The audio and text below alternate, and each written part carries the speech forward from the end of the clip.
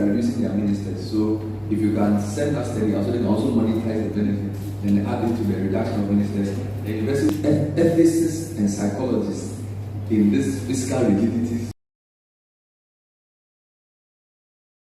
I think it's very much right, because some of the things we talk about corruption, if we talk about paperless system, at what extent it is working? Too much discussion. We put custom officers, revenue officers in the system, and we say, hey, look at the value and how much tax I pay on my import. Documenting the point so we can consolidate into some sort of community, hopefully, because a lot of things have been said and I'm missing some of them. So, there's no one who doesn't know in this hall here that literally everyone who procures on behalf of government takes bribes. That literally everybody who procures for government. The percentages have moved from 10% to 20% to 30% to 70%. There's no one who doesn't know. There's no one who doesn't know that they pay back in contract. There's no one who doesn't know. And we don't talk about it. We have come here, we have talked about all of the things. I tell you, if we can reduce, so government procures literally, it's a conversation we must have.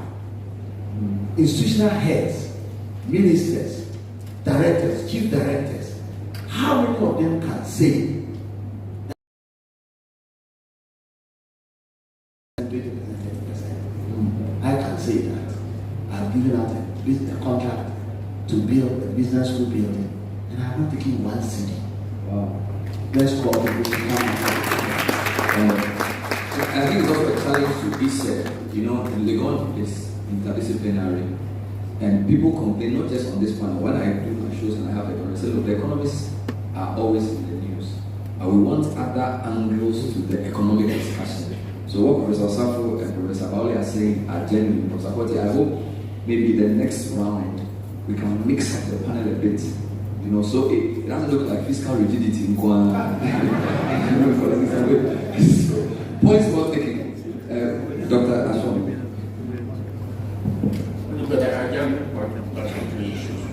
First of all, the wage front. I've been saying this for the year that the public sector which is too high. At the macro level, yes, the tax way to tax ratio. But in the grant, I said that their pay is not up to scratch. It tells you that there's some bloating somewhere. And that is what we need to tackle the numbers. But many years ago, that exercise was done. And the government could not offload onto the private sector, which was not able to absorb them. We still have that same problem. So until the private sector governance itself be able to absorb any will be unleashed onto them, government will be saddled with this problem. Because if you do that prematurely, you're going to have yourself social problems on your hand. So which the better of two evils. Let them stay on the public payroll or lay them into the streets for the private sector. So that's what we have. So in the long term, the private sector has to develop. The government has to find a way to put in policies for the private government. The second one also the public sector wage. Now, what content of the public wage is a public good, and what content is a private good? Now, if you give cars is a private good used by the officer. So, should government provide private goods or used by its workers? So, what constitutes public good to be funded by government, or what constitutes private goods to be uploaded by private people? If can share. And the last one, when I was a minister, we had an IMF delegation. We were complaining about this same tax to GDP ratio that was too low. And that's where we were running HIPPY. HIPPY was supposed to be attacking poverty. And that year, agri sector was the fastest growing sector of the economy. Obviously, the sector you don't tax. Isn't that the case? Mm. So, until now, recently, the manufacturing sector has been contracting. And that's where we get a lot of taxes. Obviously, your tax ratio will go from. So, again, we have to look at the sector composition of GDP and see how we can galvanize to make sure that this thing is actually. Thank you, Dr. Ashton. So, put your hands together for him. Being mindful of time, I will give the last word to Dr. Ashton. Sorry, Dr. So, knowing that there are two more panels with more. So, let's start. So, you will end. Actually, mine is going to be very short. I was going to point out the tax GDP ratio being low that Ashton has. It's because of agri small scale. Why cocoa board sits outside the main economy? Why? Is there any reason, even if you can? Can you explain when you say this outside the main economy? What do you mean? I think they know. Okay. Because we are wrapping up, so you add a cocoa board to your problems. I know there are a lot of questions, but there's a nice segue into the next conversation, which is on debt. And I have a really exciting panel. Answer to the questions that have been asked, if you can. So I'll start with Leslie. I'll come to Professor Bambart, and I'll give the last word to Minister of Finance. So Leslie. Okay, my last comment will concern the question asked by Dr. Soa. If I had my way, I would put Cocoa Board on the budget. But in fact, Cocoa Board is not the only institution engaging in quasi-fiscal operations that sits outside the budget. I have made this complaint several times that the budget we have today does not cover the full range of fiscal operations going on. The budget is central government oriented.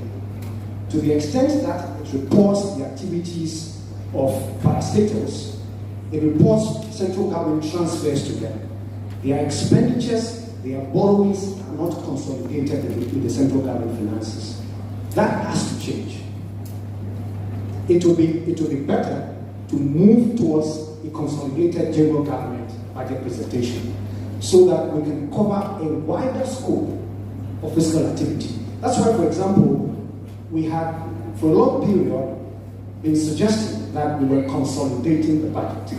Whereas off budget, we were expanding public spending. So the GET funds, the road funds, were borrowing billions that were not showing up in the public budget and not showing up in the deficit. Okay? I mean, Cocoa Board, for example, keeps about 30% of the cocoa earnings. Now, that is a tax on fiscal entity. It's a tax on farmers that should be reported in public revenue.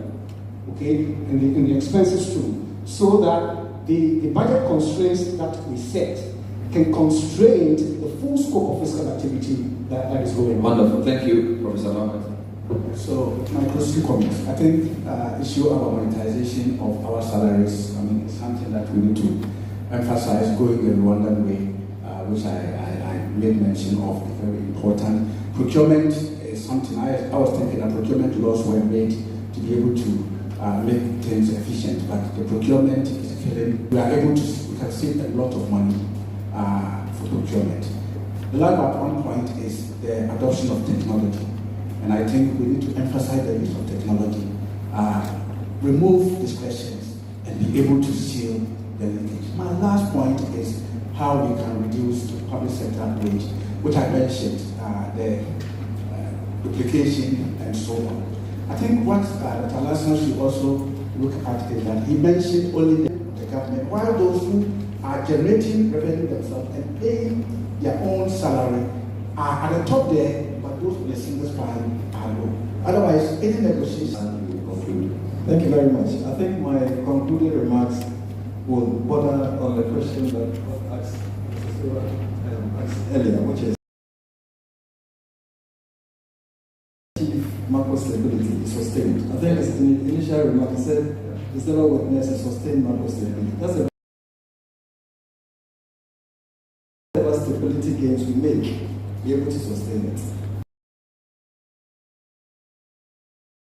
Make sure that the fiscal rules we have currently are enhanced. Government is currently reviewing what we have. It will be taken to cabinet, and then when they are approved, we believe that the better fiscal rules and the financial management systems we have for the public sector. Because if you are not able to do so, then your ability to control commitments is weakened. And so if you are not careful, the expenditure inefficiency will increase. But once you enhance the PFM system of the country, we already have a gift system, but we need to do some more work on it, enhance it, so that we can use that to close some of the loopholes we are seeing in the expenditure. If you look at the PFM Act, I think section 98 to 96 to 98 or so is about sanctions regime. That is offering the compliance and to enforce sanctions when there are breaches. I believe strongly that this is one big change. If you're able to get this right, I mean, to capture the economic transactions and be able to get some, revenue from, these transactions that we undertake. And finally, we need to ensure that the high budget utilities that we spoke about. I mean, if you take just 3 items, you take all the money, all the revenue. So the Minister for Finance doesn't have any room for maneuverability.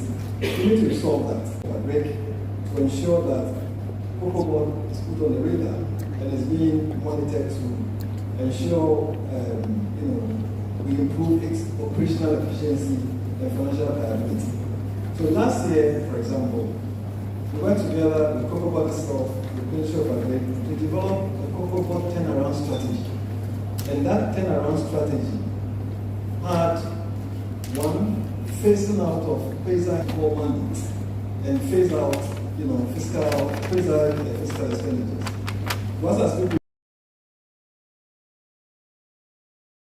used to undertake cocoa roads, and they were doing that for a good reason. The reason was to ensure that cocoa products will be moved from one center to another, so that we can get some more value. And the ministry is better placed, and the departments under the ministry are better placed to do some roads than Cocoa Board itself. And so there's an agreement that it is phased out. And so far, good results are coming out. The cocoa roads that Cocoa Board was overseeing have been greatly rationalized. And now, if you look at the, at least figures we have seen, shows that the huge cocoa road expenditures that were hitting the books of Cocoa Board have not been rationalized and reduced significantly as a result of that rationalization process. But that's not all. Cocoa Board is also rationalizing its expenditures. So, for example, if you look at Cocoa Board in the last year or so, I mean, if you look at recruitment, they've not done that. They bring their operation to efficiency. It's taking place at Cocoa Board to support the reform. It's even reforming the determination of the producer price. When there are volatilities in the prices, they are reflected immediately into the pricing regime to reduce any shock to the price of Cocoa Board. What we have done working with Cocoa Board is that we are increasing our bank is responsible for operational oversight, but the financial oversight we are working with Cocoa Board to ensure that the right things are done with regards to their finance. Thank you. Please put your hands together for the panel.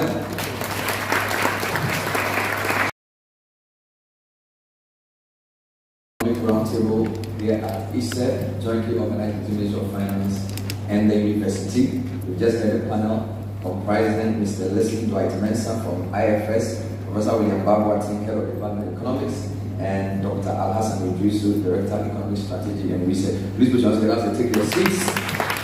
We are 25 minutes behind schedule, so we need to really move fast.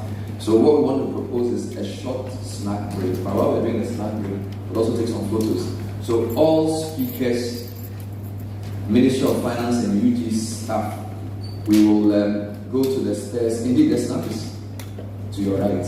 It's waiting for us.